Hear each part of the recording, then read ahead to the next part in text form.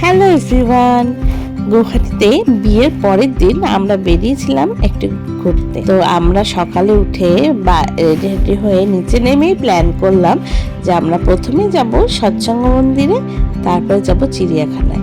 কারণ আমাদের সঙ্গে বাচ্চার সংখ্যা বেশি, তো সবাই জেদ করছিল যে চলো আমরা চিড়িয়াখানায় যাব। তো প্রথমেই চলে গেলাম সৎসঙ্গ মন্দিরে, আর ওখানে প্রণাম সেরে আমরা দুপুরের ভোগটা পেয়ে গেছিলাম। তারপর ভোগ নিয়ে আমরা ওখানে একটা ক্যান্টিন আছে, ক্যান্টিনে কিছু টিফিন করে নিয়েছি। তারপর চলে গেছি চিড়িয়াখানায়। সেখানে ঢুকতেই একটা বড় পার্ক আছে, তো পার্কে ওদের সঙ্গে একটু খেলছি আর ওই দিকেই টিকিট কাটা চলছে।